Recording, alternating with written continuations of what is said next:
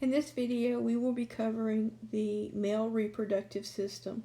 The male reproductive system will consist of a number of sex organs that play a role in the process of human reproduction. The organs will be located on both the outside of the body and within the pelvic wall. So both the male and the female reproductive systems produce sex cells. Another word for sex cells are gametes. In addition, the female system provides the internal environment for fertilization and for the development of the embryo and the fetus. The male reproductive system, however, will just be for producing the gamete, the sperm.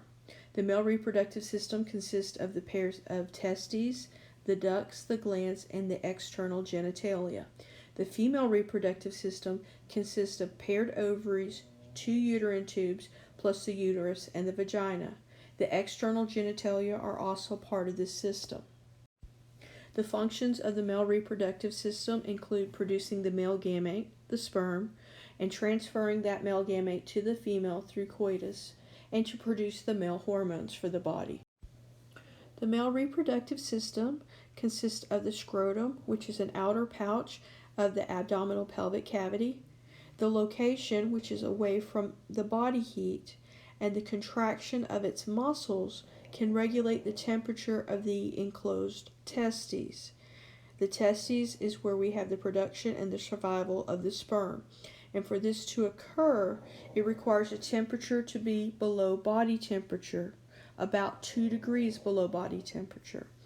And therefore, if the testes become too cool, the scrotum will move closer to the body, and if the testes become too warm, then the muscle called the cremaster muscle will relax and allow the testes to be further from the body. With that said, there has been a direct correlation between guys having computers in their laps and infertility, because the heat from the computers overheats the testes and the sperm. The testes are the male gonad. They are covered by a dense fibrous tissue called the tunica albuginea. The extensions of the tunica albuginea divide each testis into 200 to 300 lobules. Inside of each of these lobules is the tightly coiled seminiferous tubules. It is within the seminiferous tubules that the sperm are formed. So the seminiferous tubules are the site of spermatogenesis, which is the scientific term for sperm cell production. So here we have the scrotum. Within the scrotum we have the testes, which is where the sperm are produced. We have the epididymis. The sperm can be stored in the epididymis for up to 60 days if they're not used. And then from the epididymis we have the ductus deferens. The ductus deferens is about 18 inches long, and it's going to run upward into the pelvic cavity, over the bladder, and into the prostate gland, which is located right here. In the prostate gland we have the 2 ductus deferens or vas deferens that will each merge into the 2 seminal vesicles, which are located right here. And then the ductus deferens and the seminal vesicles will then form the 2 ejaculatory ducts, which merge with the single urethra. Now the urethra is going to be divided into 3 different areas. You're going to have the prostatic urethra, you will have then we have the membranous urethra, and then finally the penile urethra. These seminal vesicles right here are going to be what produces 60% of the semen. The prostate gland secretes a milky fluid which activates the sperm motility. And then the bulbourethral gland, which is located right here, secretes fluid to lubricate the urethra and the ends of the penis and makes it more of a basic solution. As we continue the parts of the penis, we have the glans, which is the enlarged part. We have the prepuce, which is the foreskin, the corpus cavernosum, which is located right in here.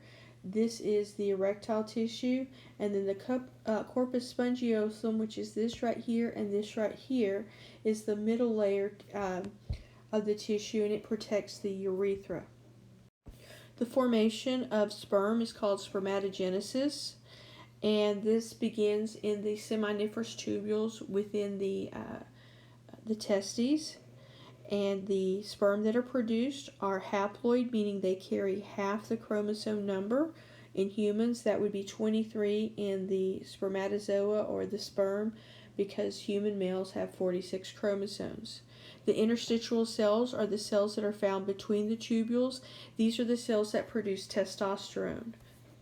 The Seminiferous cells are the ones that protect and nourish the developing sperm. There is a blood-testes barrier. It serves to isolate the sperm from coming in contact with blood and white blood cells, so that the white blood cells do not try to engulf the sperm. So as we look at the seminiferous tubules, right here's the basement or the outer layer. Right here we have the spermatogonium. The 2N indicates that it still has the complete chromosome number. It will go through primary mitosis and form the primary spermatocytes. Again, these still have the complete chromosome number. They will go through a mitotic division, and we have the secondary spermatocytes. In appearance, the primary and secondary spermatocytes do not look different, but the chromosomal number is different. The primary spermatocytes have 46 chromosomes. The secondary spermatocytes have 23. So it's in this area right here, if a sperm carries the wrong number of chromosomes, for example, giving Down syndrome, or giving an individual Turner syndrome, or an individual that's XXY, it's going to be in this area right here that causes that sperm to have the wrong chromosome number. We'll then go through the secondary meiotic division, and then that's where we're going to have the spermatids, which are what we think of when we think of the sperm. Now, when we look at the sperm has an enzyme head right here at the top called the acrosome. This acrosome, as the sperm is moving through the female reproductive system, will go through changes, and you'll hear about that in a future video.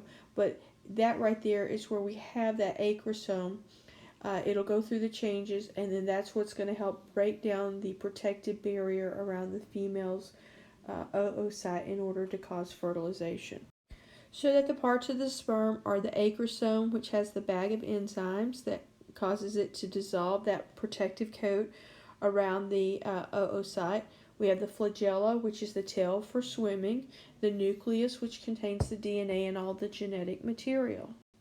So you can see the acrosome in the head area. You can see the tail, and then this area right here is going to have the mitochondria, and then right in here you'll have the nucleus. Sperm are produced at a rate of about 300 million per day. They can live inside the female reproductive tract for about between 24 to 72 hours. The spermatozoa are moved from the seminiferous tubules to the next larger tube, which would be the ductus epididymis. It takes about 20 days to travel the length of the tube, during which time the sperm are going to continue to go through growth and maturation. The sperm can be stored in the epididymis for up to 60 days. If they are not used, they will be reabsorbed by the body to use as nourishment for the new developing sperm. If they are used, the next segment that they would pass through would be the ductus deferens or the vas deferens. It's the same tube. Now, this is the tube that is cut and tied during a vasectomy. Ductus deferens is about 18 inches long, runs up into the pelvic cavity, over the bladder, and into the prostate gland. It is what propels the sperm during ejaculation. In the prostate gland, there are two ductus deferens, one for each side, that each merge with the two ducts running from the seminal vesicles, one from each side. And then they form the two ejaculatory ducts, which then merge with the single urethra. The urethra is the passageway for both urine and semen. The urethra in males is divided into three sections. You have the prostatic urethra, the membranous urethra, and then the penile urethra. The three glands associated with semen production are the seminal vesicles, which produce 60% of the semen, the prostate gland, which secretes the milky fluid that activates the sperm's motility, and the bulbourethral gland, which secretes a lubricant in the urethra and also neutralizes the acidity of the urethra from urine. The parts of the penis, which is the male organ for copulation, include the enlarged distal end called the glans, the foreskin called the prepuce, which is removed if someone is circumcised, the corpus cavernosum, which is the erectile tissue, and the corpus spongiosum, which is the middle layer of tissue that protects the urethra.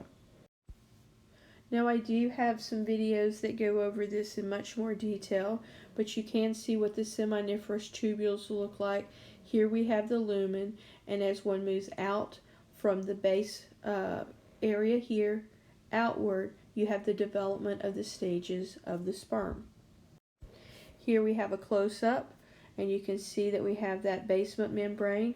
You can see that we have our primary spermatocyte. You can't really tell the differences of the stages of development as you move through.